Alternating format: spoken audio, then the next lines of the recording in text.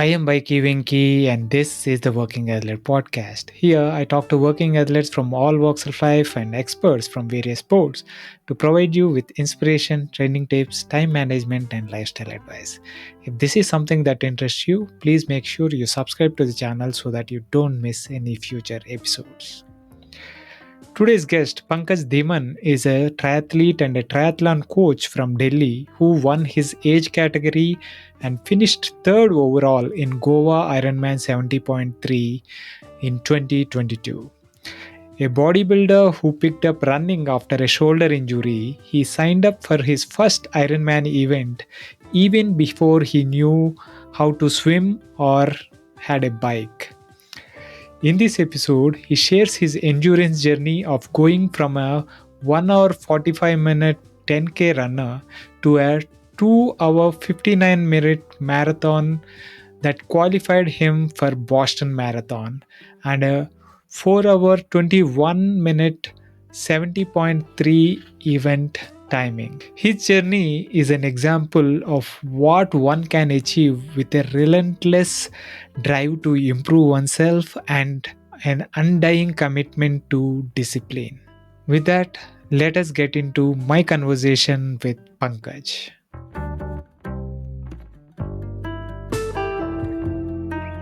Welcome to the Working Athlete Podcast, Pankaj. It's a pleasure having you on the show.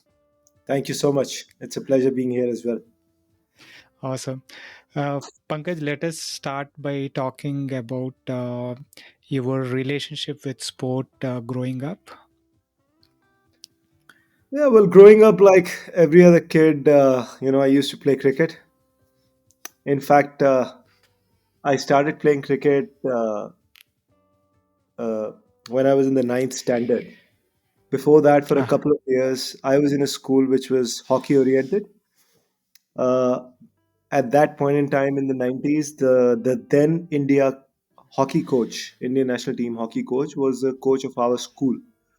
So he must have seen me running around in the playground, and we used to play football during our lunch breaks. He must have seen me running around, and he called me to his room and said, you run pretty fast. Why don't you give hockey a go? And I wanted to be out of the classrooms, so I grabbed the opportunity. I said, why not? So I tried awesome. for a couple of years, but then cricket. I was good at cricket, so I wanted to play cricket. But then, like I said, my school was hockey oriented, so I changed my school, and then I shifted to a school which was cricket oriented, and from then on, it was all about cricket. So I played cricket for a good 7 to 10 years. Wow. Yeah, So, right. I Like, mean, college level? yeah. College as well, and university. I captained the university. I played the Vijay Trophy. So Mhm. yeah, Brilliant, brilliant. So, uh, so so through your college life, you were mostly into cricket then from school, right? that's how I Uh, got the. Otherwise, the kind of marks I got, I wouldn't have got admission in any college. So cricket was I got it through sports quota. nice, Cricket nice, was nice. the one that got me the admission in the college. Right. So Yeah. after college, did you continue your love affair with the sport, or how did it go from there? I had my share of injuries actually. So I did play cricket in college because that's how I got the admission. So I also had an obligation to play for college. Once I got out of college and got into postgraduate studies, of course, I continued playing cricket, and I was in Amity University, and Amity University was forming its first ever cricket team to play in the Vijay Trophy, and Vijay Trophy is considered, a very good tournament amongst universities. So I then happened to be the first captain of Amity University in 2007, and went on to play Vijay Trophy, and after that I did play some cricket on and off for my office in the T20 leagues and the corporate T20 leagues, but that's about it. Okay. Back then I'd already started lifting a little bit, and I knew that I wanted to get into bodybuilding. All Yeah, right. So yeah. what you said, cricket after you were playing corporate T20 cricket and stuff. What was work for you at that point of time? I did my post graduation in insurance. So I'm an insurance postgraduate, and I was working with IFCO Tokyo General Insurance. I got campus place, and I worked with the company for 4 years, and I continued working in the insurance sector. 3 4 years after I left IFCO Tokyo, but and T20 corporate tournaments had just started at that point in time. They were just picking up pace, and IPL had started, in 2007. So after that, there was a lot of T20 corporate leagues. So we used to play, every Sunday whenever we had an off, we would play cricket. Nice. Yeah, So, and you mentioned you started lifting. I guess weightlifting became your next passion. Is what I understand. Was that the yeah. case? While I was playing cricket, since I was a fast bowler who could bat, I would go to the gym. I would use whatever uh, I could lay my hands on. Gyms back in the day were not that well equipped. So, and I would do whatever I could to bowl fast because I was a fast bowler. So my lifting journey had started when I was in ninth or 10th standard. So I would always go to the gym, no matter what, and do whatever I could, and a few exercises taught by my seniors. For your legs, for your core, for your glutes, for your shoulders to bowl fast. So all of that stuff. I would do only bowling specific exercises, and then of course play cricket. But since I was already going to the gym, and I was transitioning out of cricket, so of course gym, and I wanted to be active. I've always been an active person, but so lifting was something that actually really called me, and I started lifting, and then got into bodybuilding. My first competition was, I think, in 2007-8, and I kept competing up until 2014. Wow. Yeah, So, wherever, whichever sport you took, it's like you really went with it, right? It's not yeah, like dabbling a little bit here and there is not the case. You got into it. You really gave it a go. It looks like it's the same with cricket and weightlifting. Of course, now triathlon will get into it, but yeah. let us spend a little bit of time in those bodybuilding days. um, what was your routine like? What was involved in uh, being competition ready in bodybuilding parlance? Well, bodybuilding is a very demanding sport, and it's like curating yourself from ground up. You can't really have a body to show unless you put in the work. It's just what you put in, what you get out of it. And since I was working full time, I was in a corporate setup. I would have to hit the gym at 5 in the morning. So I would do two sessions in the day. Once first session would be at around 4:35 in the morning. It'll be a couple of hours grueling workout, and then I would take a shower, get to work, work the whole day, and then hit the gym again after work. So basically, it was uh, 2 times a day hitting the gym, doing the exercises, and that was my routine for mostly about 5 years. Okay. Yeah, Okay. And so it's like you said, building ground up, right? yep. It is like chiseling away with we at each muzzle, and making it kind of as a whole also being competition ready, right? It's a lot of work. You just have to hit the same muscle with the same exercises, same number of repetitions, same weight over and over and over. It's just like beating down on the same part with the same exercises with enthusiasm. Yeah. That's pretty much it about whatever we pick up, whether it's triathlon, whether it's cricket. If you even if you look at cricket, and if you're bowling or if you're batting, if you want to play a cover drive, you have to hit a cover drive 100 million times to get it right. and you still, if you don't get it right, you still have to go back and still play the same shot. So it's all about, not losing enthusiasm while you do the same work. It's thankless. Yeah. Excellence is thankless. It's not. People think, people look at athletes, and people look at professional athletes, and people look at bodybuilders, and they really go, wow, I want to be like that. Yes, you can be like that, but you know somebody you look at has just spent 20 years grueling away. There's a Yeah. certain discipline that takes to look that way. And Yeah. So, it's with nutrition, it's just unforgiving. You cannot go wrong with your nutrition. Like mm, in endurance sport, I get away with a lot. I can eat whatever I want, and I literally pretty much eat whatever I want. In bodybuilding, that wasn't the case. That so wasn't what was wait, your diet like around that time? wait. I would, like, you're a protein monster. I would eat protein like there was no tomorrow. I would eat 30 eggs a day. I would have a couple of scoops of protein. I would have a kilo of chicken every day, so a little bit of Wow. rice. And it's just like, literally, it's not fun eating the same food every day. You literally have to shove it down your throat. So there were days, and you're eating boiled eggs. And how many boiled eggs can you eat? And you can't really put a lot of salt on it. You Right. really just have to just put it in your mouth, chew whatever you can, and then swallow the rest. Right. And that was a pretty much, my as far as my nutrition is concerned, very strict. You can't go, here and there with your nutrition. I All would have right.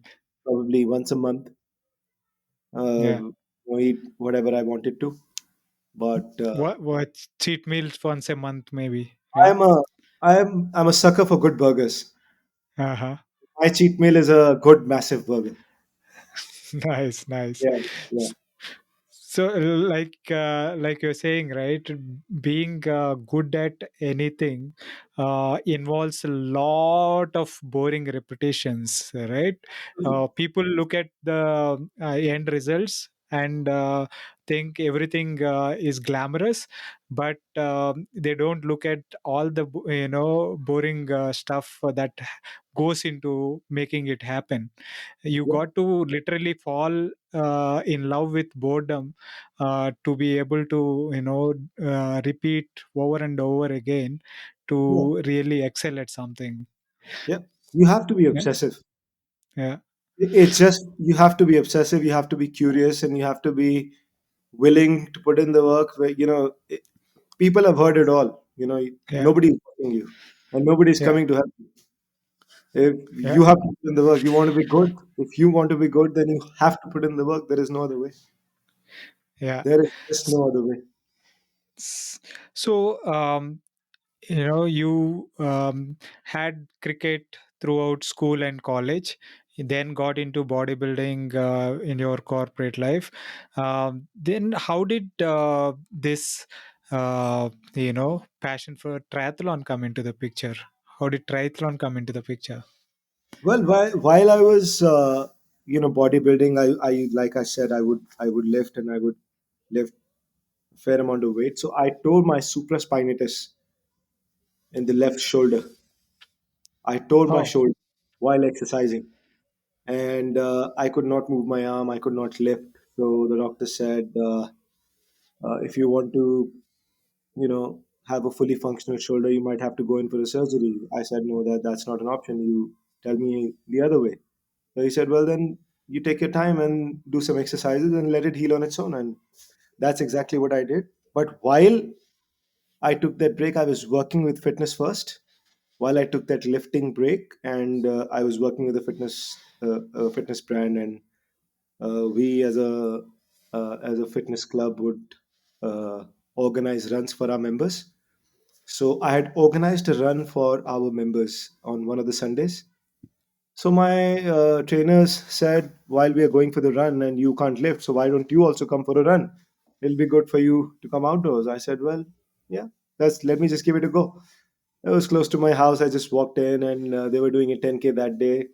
Never having ran, that much. Of course, I played cricket for a very long time, but cricket endurance was long lost. It was Yeah. back in like 2004, 5, and you don't really train that hard for cricket. It's all about, skill, building the skill. And bodybuilding is all anaerobic, very low intensity, steady state cardio.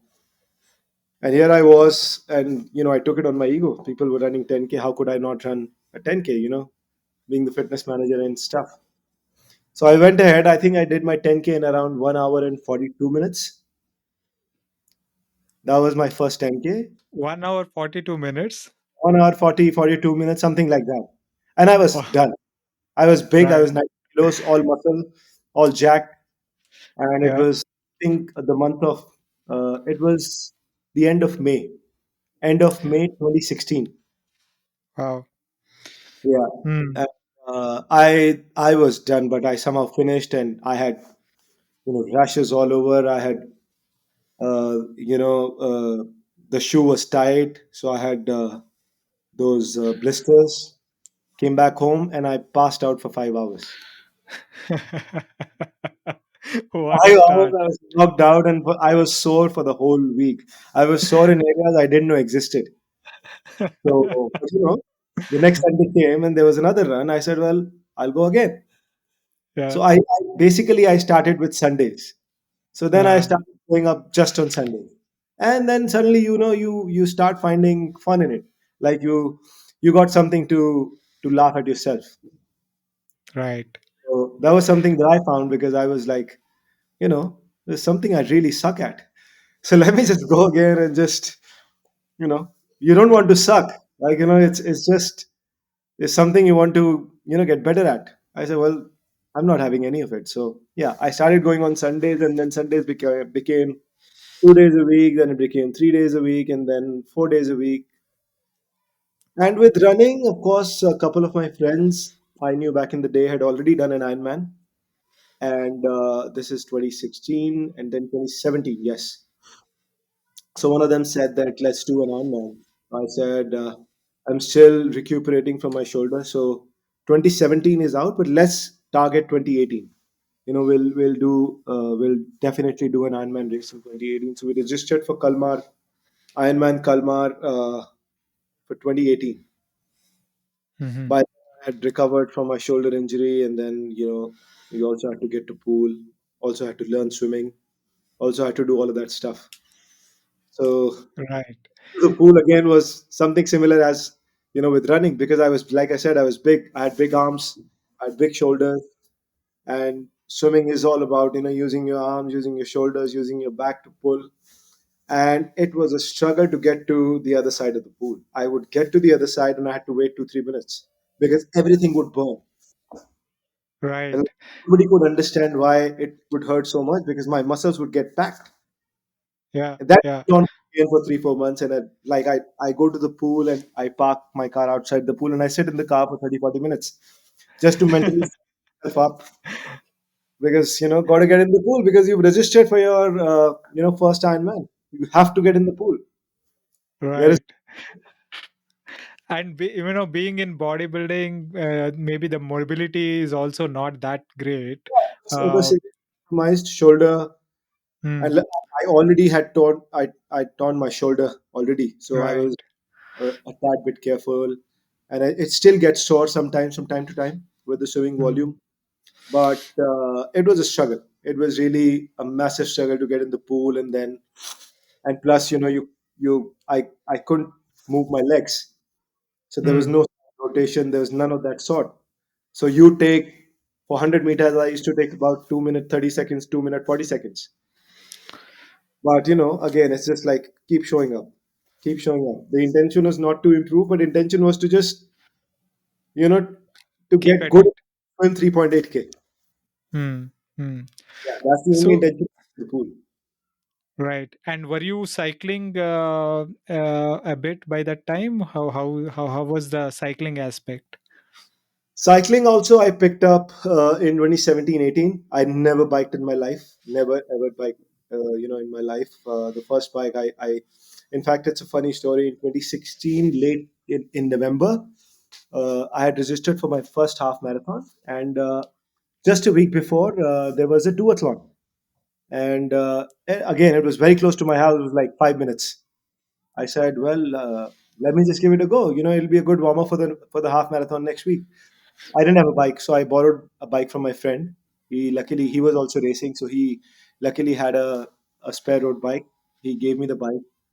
I had no clue how to change gears. It was a road bike. Uh, no clue how to change gears. So, I ran 5K. I get on the bike and I'm struggling to change the gears. And you ride around Talkadora swimming pool here in Delhi. So, just as you leave the pool, there's just a very slight, gradual incline that takes you up and then takes you out. On that, I think the chain went off first and put it back on, and then I didn't know what gear to put. So finally, and just when I was about to say this, chuck it, I don't want to do it. I found a gear. It was Okay. a hard gear. I said, I'm not changing the gear now. So I rode on that gear for like my life depended on it. Then got off the bike, ran the 10K, and that's how I started. That's how I started cycling. I didn't know how to bike. That's And then after that, I had not bought a bike. Borrowed a friend's MTB, and I used to carry, you know, do 20, 30K whenever I got the time, but nothing strenuous. Hmm. Only after 2018 and 2019 that I got actually into serious biking. I said, now, Okay. if you want to do well here, there's no mucking around. You got to spend the time on the bike. So it's only uh, after Ironman Hamburg, which I did in 2019, that I decided that I got to spend time on the bike. That's when I started working on the bike. That's when I Okay. myself a coach actually. Mm-hmm. We'll Yeah. get into that. We'll get Sorry. into that. Yeah. So let us go through, the preparation for your first Ironman. Kalmar, right? You said in 2018. So by that time, you might have had some running in your legs. You started your swimming coaching. You started learning swimming. And then, were you at that time? Did you get your own bike, or were you still, borrowing and? Uh, while we had registered for Ironman Kalmar, so midway around, I think Feb or March 2018, I decided that okay, let me just find a half Ironman and let me just go for a half Ironman first. Now that I've registered, so I found Ironman 70.3 Vietnam. So Okay. that was May, and I was sitting in I think Feb end. Uh, After the New Delhi Marathon, I said, let's just do this. This will get me to get in the pool and get on the bike because it's only then a couple of months left. And then by then, I had booked a bike. The bike came just 2 days before Vietnam. Uh, Okay. and while I rode the bike in 70.3 Vietnam, uh, all my nerves of both the hands, they got screwed. I got off the Oh, bike. I can't even tie my lace. Arms are ah, gone. Yeah, totally gone. I had no right. clue what was happening because you were aero for the first time and you did whatever you could, but then all the nerves were just packed. Was that a triathlon bike? It was a TT bike. Yeah. Yeah, Okay. it was my first ever bike and the first TT bike. So, but like I said, I got it 2 3 days before the race, and I just Right. did on it, and you can't really get Yeah. much out of it. But after the race, it was just packed. Went to the doctor, said, "Well, that happens when you press it for a very long time." So I recovered in about a month's time. But that was the preparation, a gradual step towards Kalmar, and that taught us actually what it will take for us to complete the full race. That's when Hmm. the preparation got serious.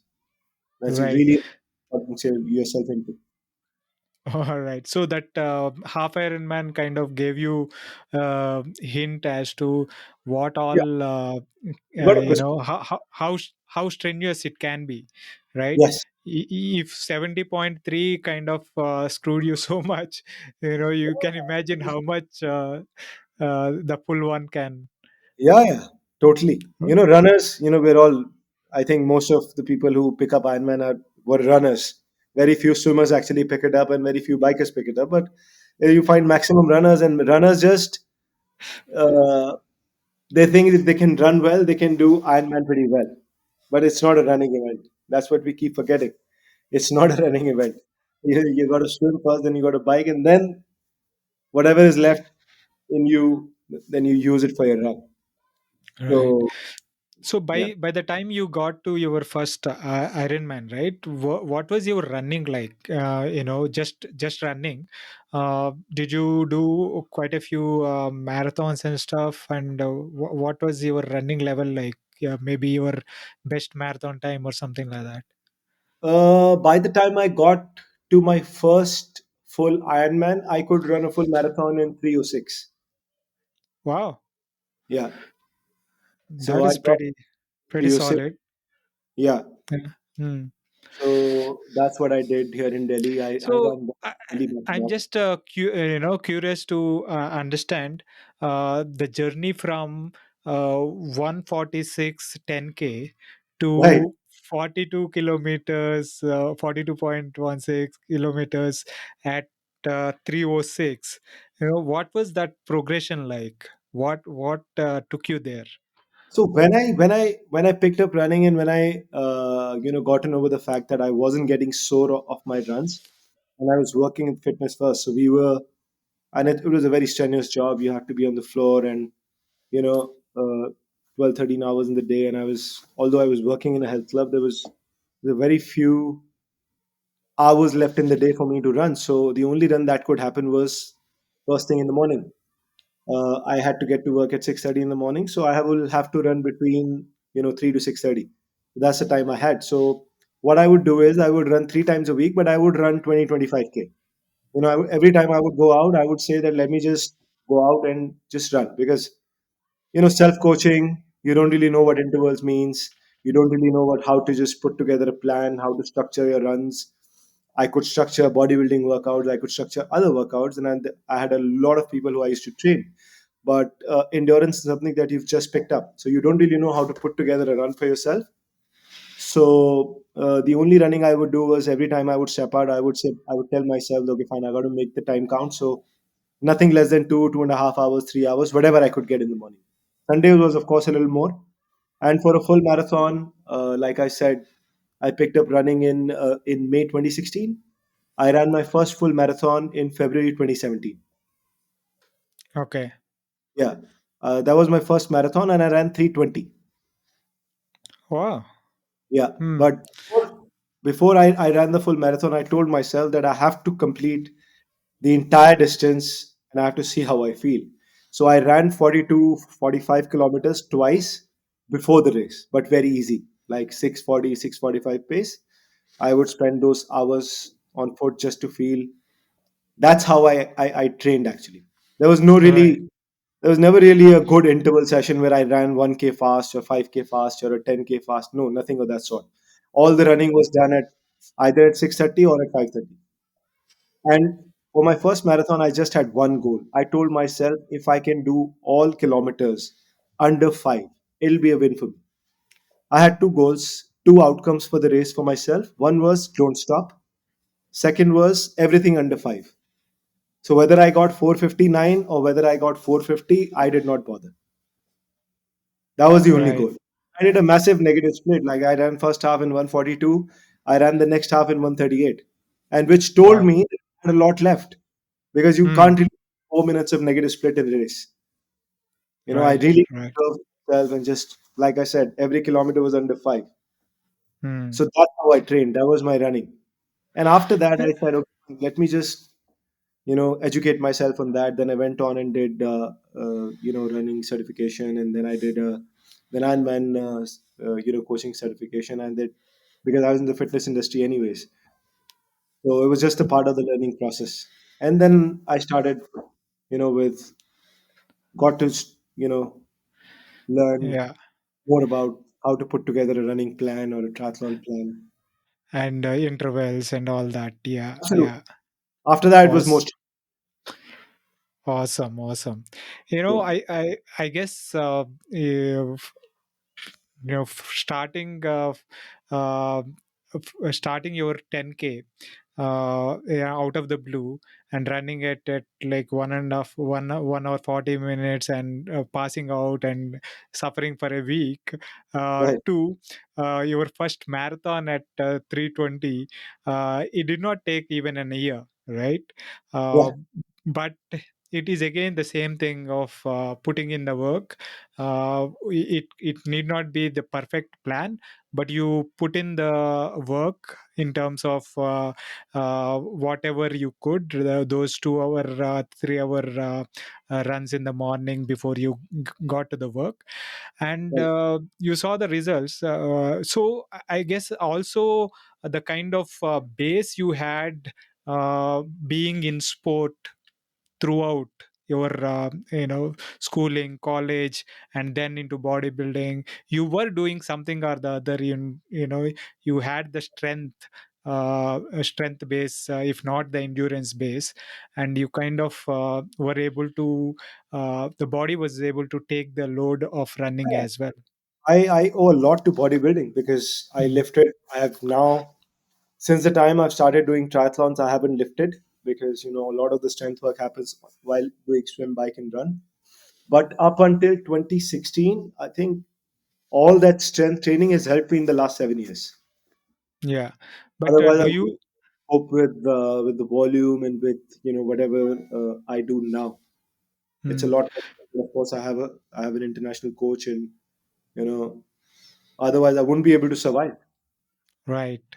So do you put any sort of work in the gym now, along with Zero, the triathlon coach? zero work, zero work in Oh, the gym. wow. Yeah, a lot of the strength training happens in the pool, on the bike, and on the run. Mm-hmm. We do a lot of paddle work. We do a lot of big gear work on the bike, and there's a lot of hill work in the run. Right. So that takes care of the So strength work. since you have the conditioning already coming into the sport, I guess that helps. But generally nowadays you tend to see most of the coaches either in running or triathlon or even cycling talking about the importance of weight training to kind of get Right. better at your sport. So that kind of makes sense, right? Yeah, it does, but it's a two-edged sword with me. If I if I start lifting a little bit, I start packing on muscle very fast because there's this old muscle memory, and I can't Oh, be too right. heavy while being out there. I can pack Mhm. on muscle very quickly. Like it's just amazing if you add a little bit of protein in my diet, and if I start lifting a little bit, my weight goes up very quickly, and it's all muscle. Wow. So I Wow. really have to, refrain from lifting. I do a very minuscule maintenance work, which is Mhm. just sort of balance whatever I do, but there's no lifting involved. I don't lift any weight. Right, right. Yeah. Uh, Maybe like body weight work or something like that. Just very, very little. Lot Okay. of running, of course, lot of mobility. That's what I do. Mhm. Oh, Before, okay. before and after Yeah. the Right. runs or Right. bike. Right. But no, nothing fancy. Mhm. No lift. Okay. So Yeah. it's interesting that you mentioned that you kind of if you start lifting, you begin putting on muscle and weight gain, right? So is there a way to not gain weight and still be able to say maintain muscle and maintain or lean up a little bit? Yeah, well, first you got to have a base. You got to have some Mm, base to work with. If you don't mm, have the base, then I would suggest then yes, get to the gym and lift weights and mm, lift good heavy weights for lesser reps. mm, But if somebody is light and they don't have any strength in their muscles, then I would suggest that yes, please go to the gym twice a week, once, twice, whatever you can get to, and just yes, do lift some weights like some mm, deadlift, reverse lunges, some squats. Basically, just quarter of those squats mm. heavy but with force. There has to be some force production. Right.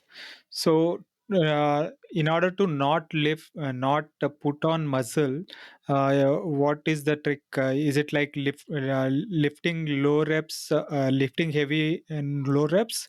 Looking If you're looking to gain strength, yeah, then yes, lifting a little bit Hmm. of heavy and very few reps, Hmm. basically 4 to 6 number of reps. But you got to just do it very consistently, and the work has to be done in off season when you're not racing. Right, While you're just racing, then only maintenance work. But it happens when you're not racing, like in winters, you have to right. figure a way where you have less load or whatever, either a Hmm. Sunday or a Tuesday, and you have fair amount of gap between your sessions, and then yes, to hit the gym. Right, right. Some bit Yeah. of work really helps. Mm-hmm. Yeah, True, and true. for me as well.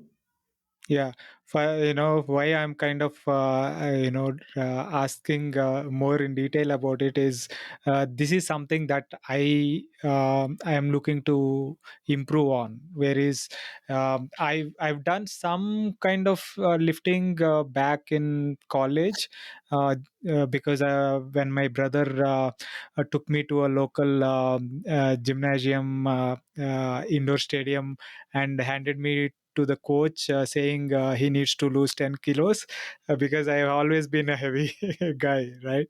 So and he made me lift and all that, because he was a bodybuilding coach.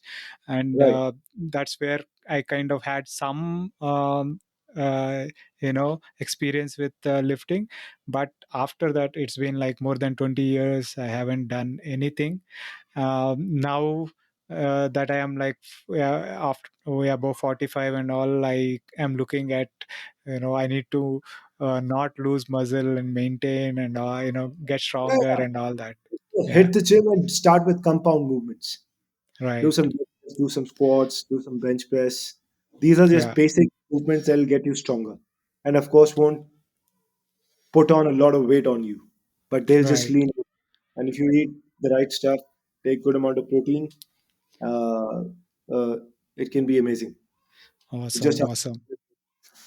Yeah, coming back to you, um, and your running, you by the time you got to your first Ironman, you had really good running base, and you were like in a shape to run 306 full marathon. And then you kind of got got yourself enrolled in swimming, and got yourself a triathlon bike, and started cycling. But how was the journey of improvement when it comes to swimming and biking?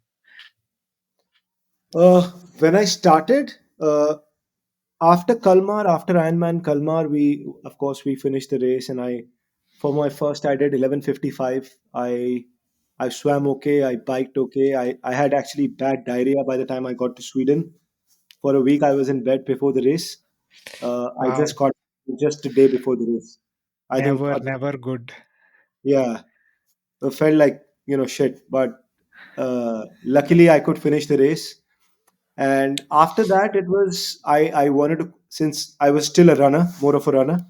I wanted to qualify for Boston. So when I came back from Kalmar, it was basically a no swim and no bike. I put myself, uh, in preparation to get to Boston. So I basically, then in Feb 19, I ran 2:59 to qualify for Boston. I ran Wow. a race with Jaipur. Yeah. Again, I Hmm. was self-coached, so but I ran my ass off. Like from October to, it was in the first week of Feb. From October, November, December, and January, I just ran a lot. I mean, I put together a plan which I thought could work, and I would just run a lot. That was really good, solid hard work, and it paid off in the race. I mean, the course wasn't easy. It was in Jaipur, and I pretty much ran alone all the time. There was only, because the race happens right after Tata Mumbai Marathon and just before New Delhi Marathon. So there's hardly any people. You start at 4 in the morning, it's about 7, 8 degrees. There's hardly 30, 40 people who ran that, full marathon. So it was mentally very challenging, but very satisfying as well. Mm-hmm. So you did 259 there and 2:59. qualified for Boston. to qualify for Boston. I did qualify for Boston for 2020, but then when the day I was supposed to leave, it was the entire world was in a lockdown. Oh man. Yeah, Yeah, but that's yeah. the only standalone marathon actually for performance that I've ran. After that, I haven't ran a single, just marathon. Right, right. Yeah, So, and coming to the work you put in swimming and cycling, I mean, uh, that happened after that happened in from August 2019. I did Hamburg in July, and mhm. again I ran okay off the bike. Like I ran 3:30 off the bike, but I knew that a lot could be achieved, and What that's was when the I time there? sorry What was the time there? I did 11:15. Okay, 11:35 to 11:15 you got there. Yeah, Okay, 11:15 from 11:55 in Kalmar. I got okay. 11:15 in Hamburg.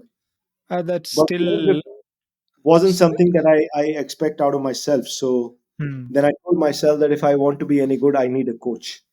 Then I started scouting for a coach, and 29th July 2019 was the race, and 1st August 2019 I had a coach because I had already prepared. Just a month before the race, I was just searching for a coach, and I got in touch. She was an ex-professional triathlete, Miriam Weird from Netherlands. So I took her on as a coach, and then the real work began. Like I would get to the pool more often. I would get on the bike, and there was just a lot of structured work. And right. in 2019, I did Bahrain 70.3, and I did 427 from Wow. 5 hours. I came down to 427, and I knew that again I'm just scratching the surface because with just 4 months of prep, with structured prep with swim and bike, I could do this. So if I start putting in more work and structured work for a you know longer period, maybe I can surprise myself. So that journey still continues. Right, right, right. So, this was this 420 9 or 427 427 was in 2019 December, is it? December. Okay. And 2020 and 21, were there any races that 20, I only did Oman because it was in Feb. I okay. I I qualified for the World Championship from that race. And 21, of course, I did the World Championship and Dubai, where I did my personal best, which was 421, Wow. uh, Mm. 720 in 70.3, Mm-hmm. and I did the World Championship. World Championship, I had a bad bike crash just before the World Championship. I broke a couple of ribs. I was in the US. I was coming down, a canyon, and the front wheel hit a rock and it burst wide open. Wow. There was and I was coming And down 60 kilometers an hour. So I was falling, and I just had to decide where do I fall. So there was a ditch, 20 feet ditch on my right, and there was, of course, road on the left. So I let the bike go somehow. I could let the bike go. The bike fell in the ditch. I fell in the road, suffered bad bruises and a couple of broken ribs. So that pushed me back for about 6 weeks. It was just before the World Championship. wow. So in the World Championship, I did, I think, about what 450, but that was Mm, not. I was just very happy to be at the start line right. S- because it was a bad crash. I So was broke it off the bike. what? So 6 weeks before the World Championship, is it? Wow. Yeah. That with two broken ribs, being at the start line itself is a Oh my big thing. God. I realized the importance of ribs. Yeah.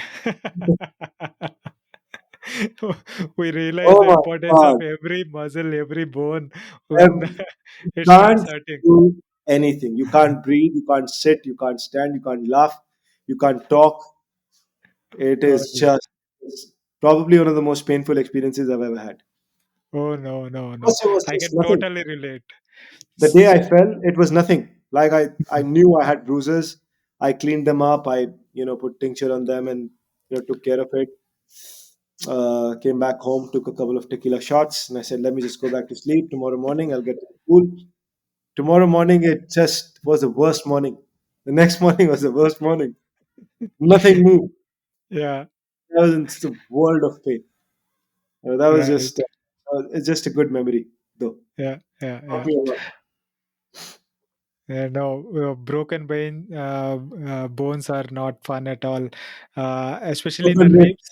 ribs. You can't breathe hard. You can't laugh. You can't do anything. Yeah, Um, but I was on the bike the next day. oh, yeah, I just sat on the gym bike. The coach said, uh, just get on the bike. It's yeah. okay. Just sit straight and just pedal whatever you can. So it Hmm. was all like whatever I could do. And I could, of course, I could not swim, but I could sit on the bike up straight and, with my arms straightened and just pedal at a very slow rate. But I would like pedal for an hour. Then I Hmm. would walk very slow for an hour, very slow. Like I'd probably cover 3, 4 kilometers in an hour. Hmm. So that over a period of 6 to 8 weeks, I built it up to 2.5 hours of walk. So and 2 hours very easy spin on the bike. So that kept me going, like every Right. day. The day I fell, of course, I fell the last, like I was doing 100 miler. So it was 158K. I fell. It was the last Ah, 2K. right. But the next day I was on the bike, so which I'm most proud of. You Awesome. know, Awesome. you don't Yeah. really think much about it. Right. So, the first time I kind of saw you was at Ironman Goa last year, right? November 2022, where which age category were you in? I was in 35, 39. That was my last race in 35, 39. All right. Now you are in the next, you made the I'm in jump 40. to I'm the 40. youngest. I'm the youngest in the next. I was the oldest in 35 and 39. Nice. So let's talk about that race and the experience there. Um, how did the prep to that go, and how did the race itself was for you? Well, the prep went pretty well up until October, and I woke up one morning in late October with 104 fever. It was Okay. just I thought it was COVID, but it wasn't COVID. It was just a very bad. I caught some bad flu.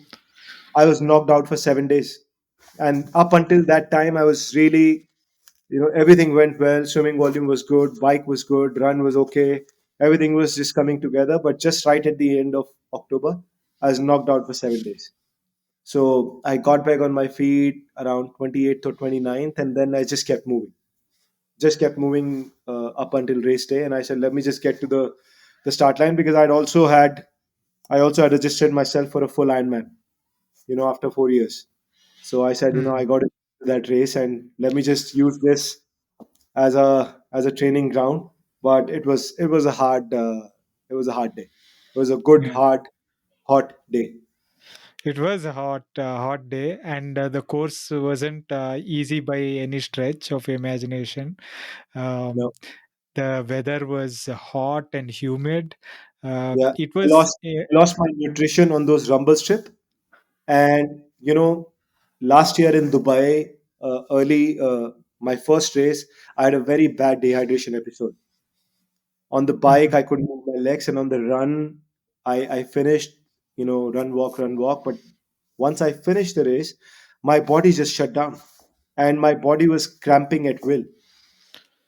So I had to be, taken to the medical tent, and I was put on IVs. I was given 6 liters of IV, Wow, within an hour, because completely dehydrated. I had no motor control. So, I had that memory at the back of my head. And in Goa on the bike, I lost all my nutrition. I had 2 bottles at the back. I lost them. So at one I point, I stopped. I I killed actually saw my, that. yeah, I I actually saw killed that my, happening on I stopped. the. Yeah, I stopped. I refilled. I took good 2, 3, 4 minutes. I said, I'm not going to, have that same episode because it's a hot day. I Yeah, refilled everything. Luckily, I was carrying extra nutrition with me on me, and I just took good easy time. I mixed it well, and then I got on the bike and just did what I did. Otherwise, I wouldn't have been able to finish the race. It was just around 40 Absolutely. that I lost it. Absolutely. Yeah. Yeah. We were, I- yeah, I was on the run course. I mean, bike course on the top of the hill, watching and cheering for you guys. And as on the downhill, the rumblers is when you lost those bottles. Quite Yeah. a few bottles got chucked, Yeah. and it was for us also. Even we were trying to find whatever shade we can. Just Yeah. standing. Yeah. When you're I can starting, imagine. it's hotter. Yeah, yeah, yeah, yeah. It's Because hotter when you're starting. there is no You're on there the is bike, no you're running, wind. it's moving. There is no wind blowing, There is no right? wind. At least on the bike, you have the breeze. Yeah. Yeah, yeah. Absolutely. So it was a very hot day and a very humid day, and you guys did phenomenally well. So coming off this, how was the swim? Any there was talk of stingings in the No, I jellyfish did not stings and all experience that. nothing of that Nothing. sort. It was a pretty smooth swim. Hmm. I swam well without the wetsuit for the first time, so I was really happy getting out of the water. But what I wasn't happy about was that people was just not swimming in the proper buoy direction. They was just Right. swimming straight out. I saw that and I was like, I want to I said, just forget it. Right. If I figure it out. Yeah. But I was pretty happy with my swim. I got off the water fine and I got on the bike. And like I said, the biggest win for me for the day was no cramps, zero cramps Hmm. coming out of severe dehydration episodes. I was really skeptical throughout the year. I Right. didn't want that was just very painful. Yeah. So biggest And win you for me. had a strong bike leg. And how was the run? Well, run was always, I knew that whoever is at the front, I will reel them in on the run. It was just a matter of just first I needed to see who all were at the front, and then you sort of gauge the situation. So I knew it was impossible to catch Nihal. Mm. It's just next to impossible to catch that guy. He's he's a just monster on the run. he's Yeah. miles ahead of everybody else. So and then I saw that I knew Pablo. I knew Pablo would not be able to run as well as he has in the past because of the heat as well, and also because he's coming out of an injury. He killed it on the bike though. It's Wow. just What a bike leg. demolished everybody. Yeah. But I saw Arjun, I saw Pankaj Ravalu, and I saw a couple of other guys. I said, you know, let me just see what can happen. Let's Mm. just keep running. And to be honest, I just couldn't find speed in my legs. I j- I caught on to one pace. Held on to one pace, and I just kept running that pace. I just Mm. could not speed up or slow down. And it wasn't that my heart rate was, increasing. It wasn't. But it's just that I couldn't move faster than that. So I said, okay, fine. I don't want to go slower than this, but I also can't go faster than this. So let me just stick to this pace. Right. And so that's how it happened. And I was very happy to have caught, one by one, one of them in the end.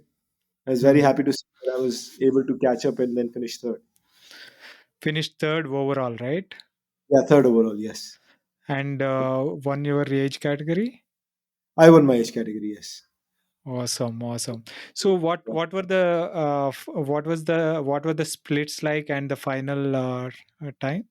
The splits were I swam I think 33 and change. I biked 228 and change, and I ran 132 something. So my total my final time was around 440.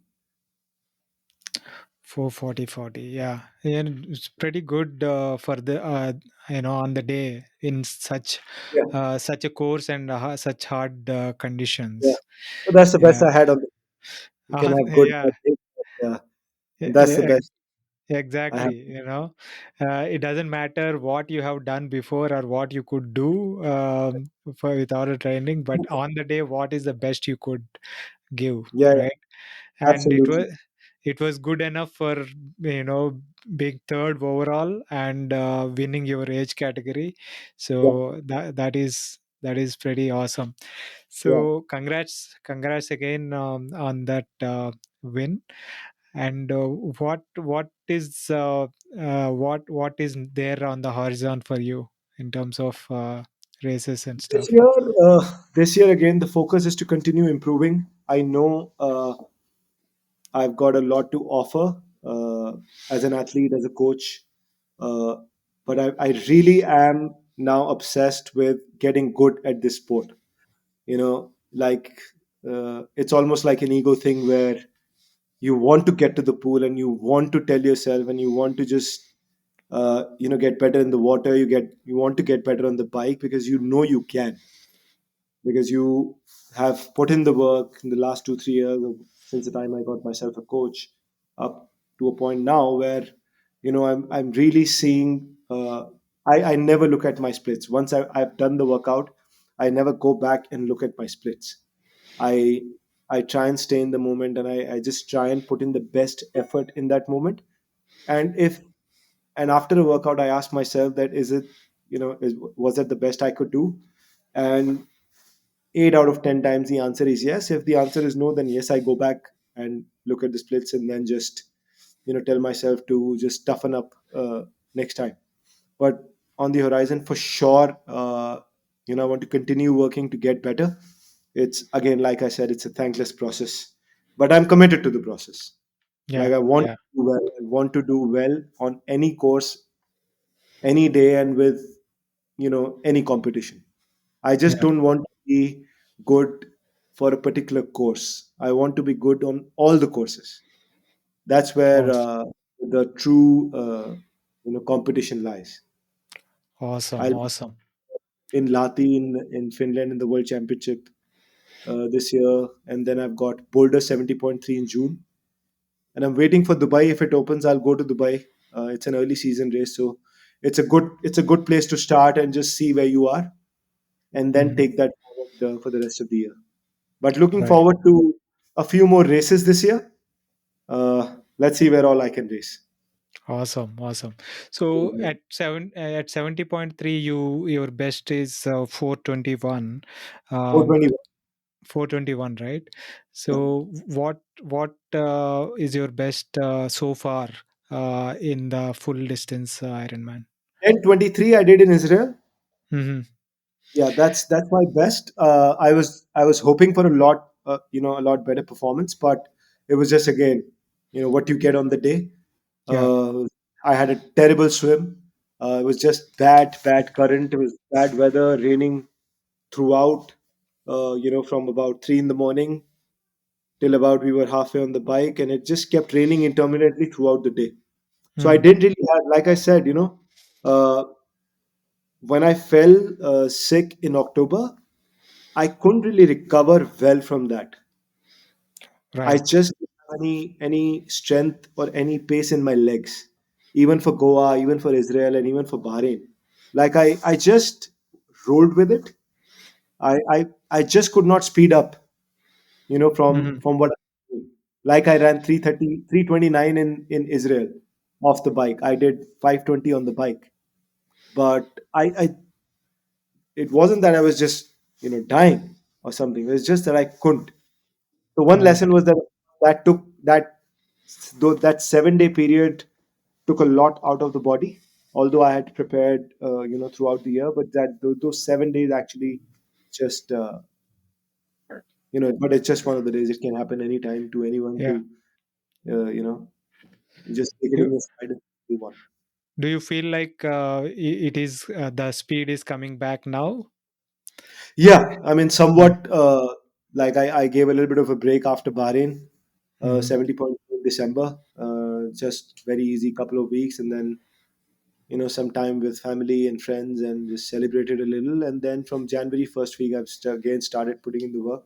Yes, I see changes happening now, and of course, it's a lot of hard work to get back to where you were, and Yeah, then you yeah, from there.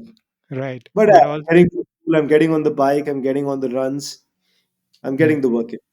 Awesome, awesome. It is also important to kind of give that time for recovery, right? Absolutely.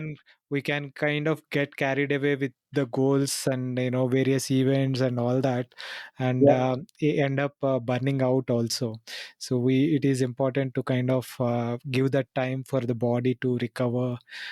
absolutely. Mid You know, season, or from season to season, from race to yeah, race, and all that as well. yeah. Time spent with family and friends is very precious, and we really, anybody who's goal oriented and anybody who's in endurance training, you spend a lot of time training and a lot of time away from family, but that's what actually sets you back, Mm. spending time with them, because for them it doesn't matter. Like for my parents, the only thing that they tell me is, beta bahut ho gaya. Ab, they don't want to see you sweating. So that's a great leveler. Right, Whatever you do outside doesn't matter. You're still their son and you're still family. It right. doesn't matter what you do, whether you win or whether you lose. It doesn't matter. They treat me with, my mother just cooks. Like, I love Rajma Chawal, and whenever I come back from any race, that's what I get. Whether I've done well, whether I've done not done well, it's something that I get. So it's a great leveler. Yeah, yeah, yeah. That's what Yeah, keeps you grounded. that's very true. So Yeah. let's talk a little bit about what's your training like. What your typical week? How many hours do you put? And then let us move a little bit and talk about your race day nutrition. How does it look? So my typical training week is anything between, say, 15 to 20 hours. That's my typical training week. Maybe it goes a little bit, it goes up, comes down a little bit, but on an average throughout the year, that's what I do. Of course, uh, racing season, it's a little bit more, and when you're around the race, it's just a little bit more, but it just averages out.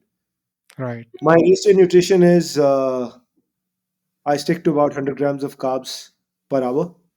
I take a lot of sodium because I sweat a lot, and I lose a lot of sodium and more than the others. Like in winter in Delhi, in peak winter, about 5 degrees. If I go out for an intense run, for a 90-minute intense run, my shoes are wet with sweat. Hmm. That doesn't happen with people. People don't sweat, but I like sweat a lot. Yeah. So uh, sodium, of course, I take a lot of salt pre, post, during, and about 100 grams of carbs, which is on the bike. You got to eat a lot on the bike so that you can run well. Yeah. So I try and do that. I try to stick to that, and that's Awesome. working. In the last 3 races, it's my nutrition has worked out pretty well. But it's, again, it's trial and error. That it can change. Your requirements can change when Yeah. your intensity changes. So I'm also learning with every race. Awesome, awesome. I'm Yeah. sure, with your passion and your commitment and discipline to the sport, you will continue to improve. And also with your experience, as you keep learning and keep getting better, you'll also kind of have a lot to offer to the triathlon community in terms of, your coaching and helping others get better, right? Yes, So that's the intention. That's exactly what I want to do. And intention is to just help grow the sport of triathlon in India, and you know get people to be performance oriented, yeah, not just yeah, finishing oriented. yeah. I see a lot of that happening now. A few years ago it was about just doing the completing an event and calling oneself an Ironman. Now Right. it is shifting with a lot more people coming into sport, lot more people looking at the timing and trying to improve. It is not just that I want to do sub so and so. It's just about how what is the best I can do at the sport. Yeah. Yeah. It can be sub 12, it can be sub 11, it can be sub 10, but what is it? What is the best I can do? It's not just completing, but also looking at the performance. And I'm sure with people like you and more coming in and contributing to coaching and growth of the sport, the future of the sport is, I think, looking really good. Yeah, well, I'd like to believe that. I'd Yeah, like to believe myself, but yeah, yeah, yeah, I yeah, think the yeah. work is comprehensive, and it's it'll be awesome to see people not just looking at times, not just getting wanting to get identified and acknowledged to what time they got in the Ironman, but whether their commitment to the process was thorough. You know, I train a lot of people. I have a lot of trainees, and the the only thing I tell them is that uh, you can rely on watches and you can rely on data, but what you need to learn to rely on is how you feel Mm, about a workout, how you feel about yourself. So if you take that into your training sessions every day, and you really thrive to be excellent during that particular session, then that's job done, because it's an accumulation of all those sessions. You can't be excellent in just one session. You have to be excellent absolutely. day out for the same thing every day. And Yeah, that's, maybe you get something, maybe you don't get something. That's not in your control. But what's in your control is commitment to the process and commitment to excellence for that particular session. Yesterday is gone, tomorrow doesn't matter. right. So, yeah, that's what I tell people. Hopefully, Awesome. you have that mind shift. Awesome, awesome. This has been a fantastic conversation, Pankaj. Same here. It was really nice listening to your journey uh, of improvement over the years, and I'm sure, like I said, there is a lot ahead for you and the triathlon community. Yeah. To kind of conclude the session, what are some of the tips that you would give working athletes to do well at sport and life? Working, okay. For people to sort of, if you really want to be good, uh, at something, a lot of people talk about balance. I think balance is overrated. You can't really have a balance when it comes to excellence, because if you look at working people, if they want to be good at work, then they end up spending a lot of time at work. Similarly, if you want to be good at a sport, if you want to be really good at a sport, then you have to throw the balance out of the window. You got to spend you got to do the drill. You got to get to it, and of course you can find balance, but you'll have to compromise a lot. You got to be disciplined, and nothing beats discipline. Yeah, Motivation, inspiration, they're all overrated. They get you, of course, started, but I'll ask about motivation and inspiration when you spent 6 weeks in training and then you're really tired in the morning and then you have to get to the pool. And then you have to, sit on the bike and you have to go out for an intense run. And then I'll ask where the inspiration and the motivation comes from. That's where discipline comes in. And people underestimate discipline. It's okay in their heads to, it's okay to leave the session. No, it shouldn't be okay. I'm not saying, of course, you got to listen to your body, but you also need to be disciplined. We are all very fearful, by nature, and yeah, everything happens. It happens here before it happens anywhere else. yeah. It's we live our lives more in the mind, or Yeah. If you in can the get out, mind first. you can get out of your head, you can do a Yeah, lot. There's absolutely. nobody stopping you from doing anything. You just have to get around your own head. So all working athletes, like I was a working, athlete, and I still am. Although I've got the liberty of time now at hand, being a freelancer. But the biggest takeaway for me when I was working was the commitment to getting the work done. Like I said, I would wake up at 3, do my run, and then get to work, because I knew that once I got to work, it's not happening. And a lot Yeah, of times I used to think maybe I'll do it in the evening, and I did think that I'll do it in the evening, but I could never manage that. because by the time you get home 9:30, 10, you have no energy left. So I would stick to my morning routine back in the day when I was working I was working full time.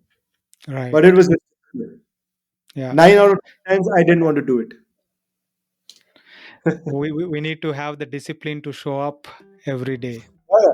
Even Yeah. this morning I was really groggy, and it was raining in Delhi for the past couple of days, very cold, and I got up in the morning and I had a 7 o'clock session in the pool. I have to leave home at 6 because it's a 45 minutes drive. I just had no drive to get in the water, but I got myself to the pool, and I fought myself, and I got in the water. Probably had one of the better swims in the last 3 weeks. Yeah. Wouldn't have happened if you did not, Yeah, it was very get yourself easy. there. Yeah. Lay in the bed, just I'm not going today. It's okay. Yes, so that's Yeah. what discipline. That's where discipline helps. Awesome. I'm glad I That's did. Yeah, that's a good note to end the session. Thank you, Pankaj, for taking the time and sharing your Thank you so much for experience. having me. Pleasure.